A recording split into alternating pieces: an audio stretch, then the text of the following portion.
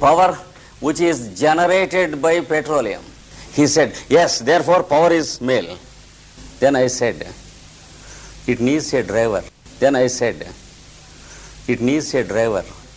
Therefore power is a passive principle and the driver fellow is the active principle. Then he said, oh, I see. So the power goes and disappears into eternal consciousness.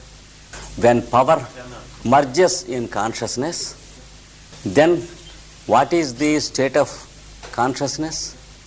It is total subjectivity. When power comes out, each are objective to each other. This is the concept of Shiva and his wife.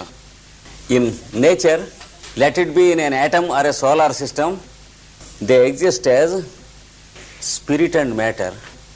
Matter is also matter state of spirit. The two halves are the same fellow, one half coming from the other when there is creation and going and disappearing in the other when it is merging.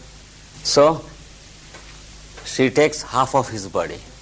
Whereas the wife of the Brahma fellow dances on the tongues of her husband, here she occupies half of the husband. That means there is no atom or no counterpart of an atom which is not having spirit and matter put together. Spirit cannot exist because it is beyond existence. Matter can exist, but it can exist only one of the states of spirit. So this is the Shiva aspect of it. Once Shiva and Parvati, that is his wife, they were sitting on top of a mountain. They were lonely and there was nobody at all because the whole creation merged in himself. They were calm and sitting and talking together. So there is a story in the scripture. And Shiva said to Parvati, to his wife, see, all this creation, they are in me. Some of them worship me and some of them worship you. But all come to me. And then she smiled. That means the whole creation knows only two phases of consciousness. The one is I am and the other is you are. So he says, some people worship me, some people worship you, but all come to me. So the language of the scriptures will be like this. And then when it has gone and disappeared in himself, when the whole creation went into merging or pralaya, when this Brahma disappeared, when power became one with consciousness, when Shiva and Shakti exist as one, then what was it? It was existence eternal. That's why Vishnu is said to have his wife in his heart. Where was your word before you wanted to utter? It was in your heart. It was yourself. Just you wanted to utter. Then only it came to your mind. So the whole creation exists in two phases. One is in the form of the objective creation.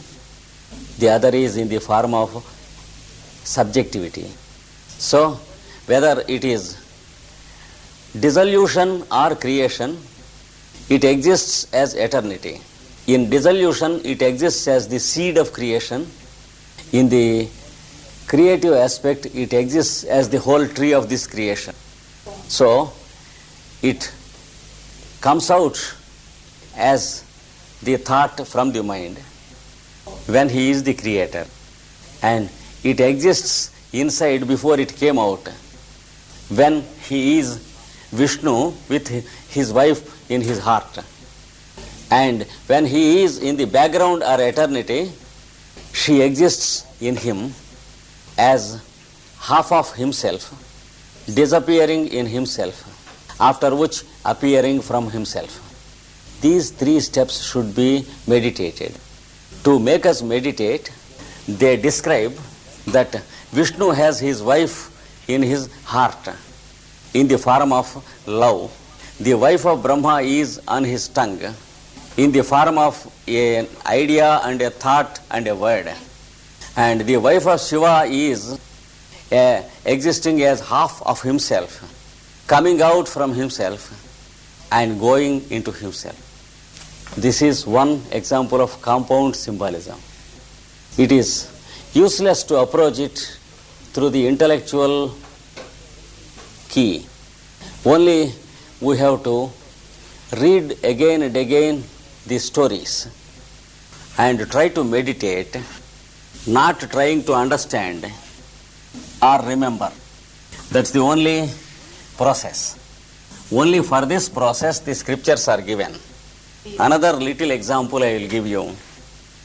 There is one grand master who is the master of all masters, who prepares the first group of masters in the beginning of every creation. He is described in the scriptures. He is having an instrument with him, which in India is called Veena. It will be something like this. It is having 7 strings. All of you know Veena. People, they play upon the strings. But this is a magical Veena. It requires no tackling of the strings. When air comes and touches the strings, it produces music, and this fellow begins to sing and initiate the living beings into the name of God. Then they become masters. This is one compound symbolism. This is the symbol of your vertebral column, and the strings are the symbols of your cerebrospinal system, and the air coming and touching these strings is the symbol of your respiration, air coming and going, and producing the various levels of consciousness in your spinal column. And the 7 strings in the instrument indicate the variety of creation who differ from each other, each being born under the influence of one of the 7 rays. Each of us belong to a different ray and having a different temperament, different nature, different belief. Unless this difference exists, there is no possibility of music at all. What happens if all the strings of an instrument are of the same nature? There is no music. It will be like weeping. So, because of the difference in the quality of the strings, the musician is able to produce the symphony on the instrument. Unless there is difference between person and person, we cannot have the music of the cosmic consciousness practiced, and we cannot have the joy of existence. So, the 7 strings are the symbols of the 7 rays working in every plane of creation. And this master is described as the son of the creator Brahma, who is born to his wife Saraswati. That means the 4 stages of utterance of the word is imparted to us at the time of our embryonic creation, and the utterance and the voice of the sound of our voice and our respiration are given as the keys for initiation. And when we properly follow the path of initiation, we will be in a line with the creation, and we will wake up into the wisdom of the cosmos. And this master is called Narada in the scriptures. This is another example of it. Each character in the scriptures is an example of compound symbolism, having an esoteric commentary of the symbol. In the same way, we have the allegories of the 14 Manus, how each Manu is born, how he is educated, how he received his cosmic wisdom, how he is married, how many children he has, are allegories of each Manvantara. Each story makes us understand the characteristic keynotes of the human beings of each Manvantara and the difference in the human beings in two different Manvantaras. This is how the esoteric wisdom is imparted. This is only by way of example, and you have to take up one scripture for yourself and begin to read lifelong. And if you want to be benefited, you should be totally sold away to that scripture. This is what is possible during these 3 classes. And we will know something more sometime after. Thank you all.